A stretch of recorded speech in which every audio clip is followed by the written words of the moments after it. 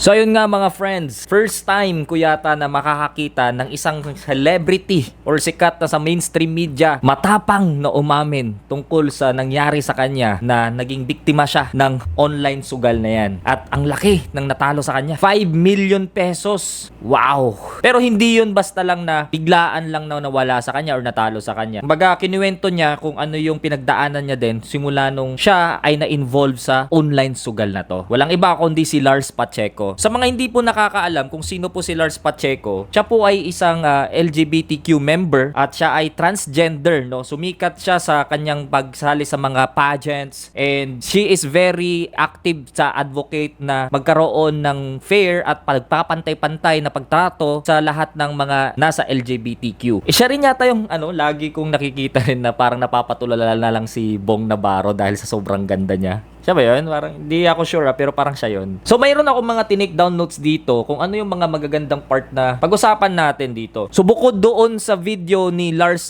Pacheco na natin dito, ipapakita natin, ay meron din po akong isi-share sa inyo na maganda pong pag-isipan ninyo na panoorin din kasi sobrang makaka-relate talaga kayo kasi based on true story talaga yung video na yon or sa movie na yon ay nangyayari po sa totoong buhay sa mismong bansa nila at nangyayari na rin po dito sa atin. So simulan nating panoorin yung video niya.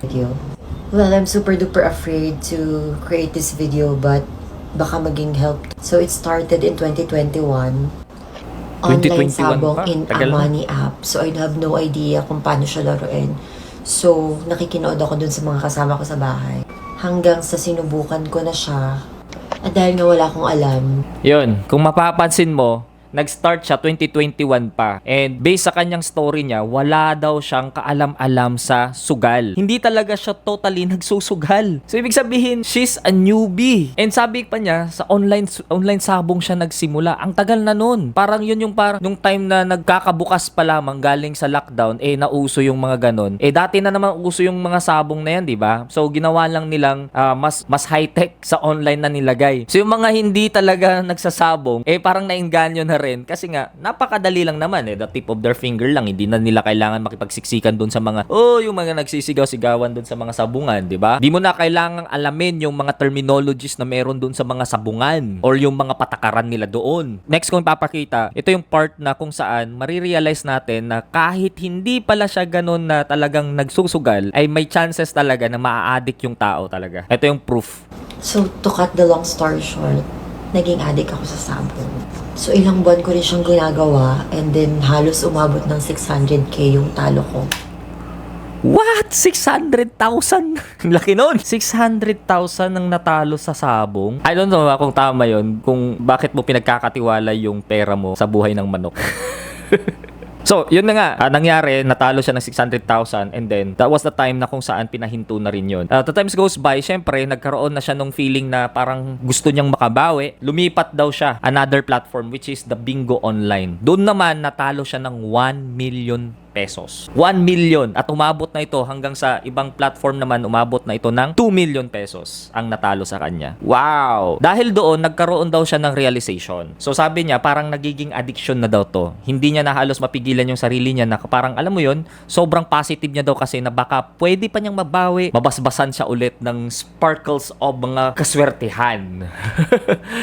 Kasi nga din ang mindset ng mga taong sumasali sa mga ganitong klaseng sugal which is the online, they're thinking na yung sistema or yung algorithm ng mga platforms na yan ay based sa swerte. Pero hindi po friends, kasi ito ay nakaprogram. Well, mamaya sasabihin ko sa inyo kung ano yung mga bagay na yan na alam ko tungkol sa mga ganyan. At meron akong napanood na movie na kung saan yun yung magandang panoorin mo na makaka-relate ka talaga sa sinasabi ko ngayon. Nakaprograma na yan talaga para matalo ka. At alam mo parang meron siyang hypnotizing power talaga yung ginagawa sa maiinganyo kasi yung sound effects. True kasi kahit sa paggagawa ng mga movies at saka sa paggagawa ng mga vlogs, napaka-importante yung audio, yung sound effects, yung music na ginagamit talaga. Kasi yun yung nagbibigay ng emotion sa mga manonood. Ikaw, pag naglalaro ka, kung mapapansin mo, napaka-enticing talaga ng mga music din na ginagamit nila. Yung mga pop-up, tapos yung mga, alam mo yun, ang gaganda talaga ng visual din nila na ginagamit. So ikaw, hindi mo napapansin, ikaw ay naa-addict na rin pala doon. Ilang oras mo nang ginagawa, ilang araw na, ilang buwan,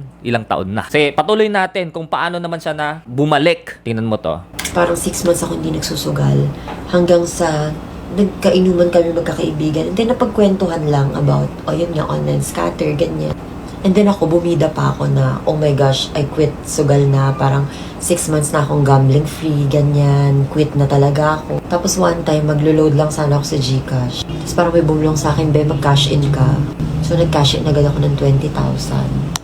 After that, nanalo ako ng 40K kay Papa Zeus. So sabi ko, okay, favorite na kita, Papa Zeus. And first time lang din yata nangyari sa gambling life ko na nag-control ako. So after ko makuha yung 40K, nag-stop na ako.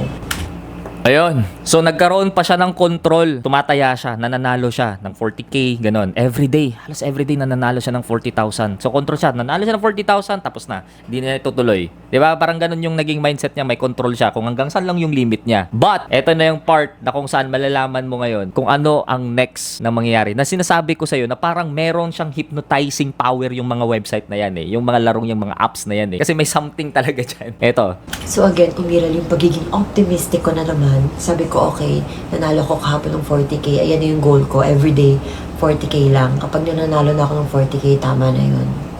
So, kinabukasan, nanalo ako ng 40K. Tapos, kinabukasan, nanalo ulit ako. Doon na pumasok yung panibagong kalaban. Si Labis.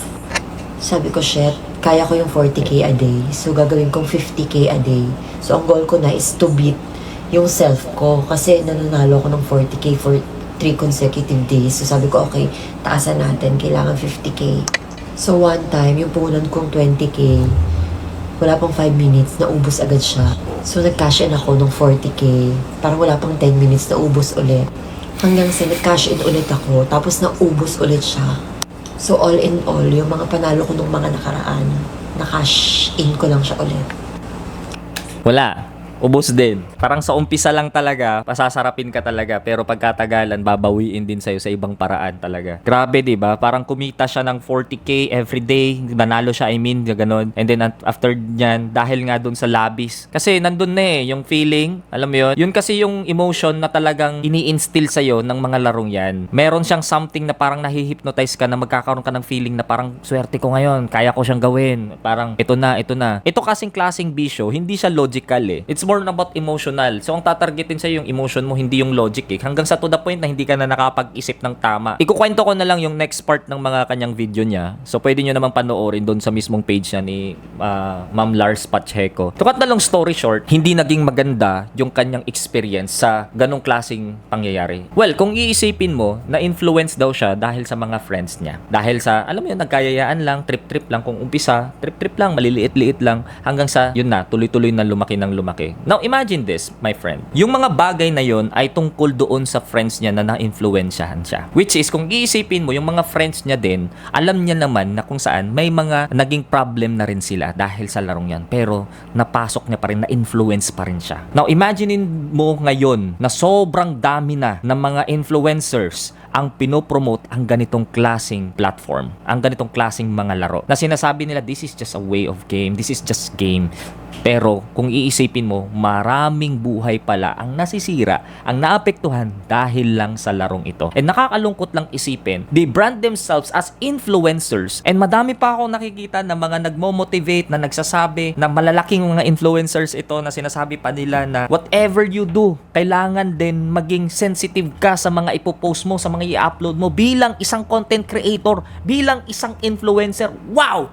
Bilib na bilib ako sa kanya, my friend. Sobrang bilib ako sa sinabi niya na yon. Kasi sabi niya, may mga viewers kasi tayo na kahit anong sabihin mo, minsan sinusunod nila. Kaya maging careful ka sa mga i-upload mo. Ang sarap pakinggan! Wow, saludo ako. Pero by the end of this video, bam, promote ng sugal. Tapos sa comment section, yung link niya. Diba? Then tapos may nagsasabi pa, okay, tutulong tayo sa tao. How many people binago niya? Binago niya yung isang tao, binigyan niya ng babahay, binigyan niya ng grocery, di ba? Inayusan niya, dinamitan niya. Isang tao na tutulungan niya because of his video. To think, that video also monetize. Kumita siya dahil sa views niya, correct? Kasi naantig yung puso ng mga tao dahil dun sa video niyang ginawa na tumulong siya sa tao. Ngayon, by the end of the video, magpo-promote siya ngayon ng sugal. Pero ilang tao ang na-involve ngayon sa sugal na yon? At dahil doon, mas madami pa ang nasira kaysa sa natulungan. Tama? Kasi yung video niya, 1 tao, 2 tao, 3 tao pinakain niya,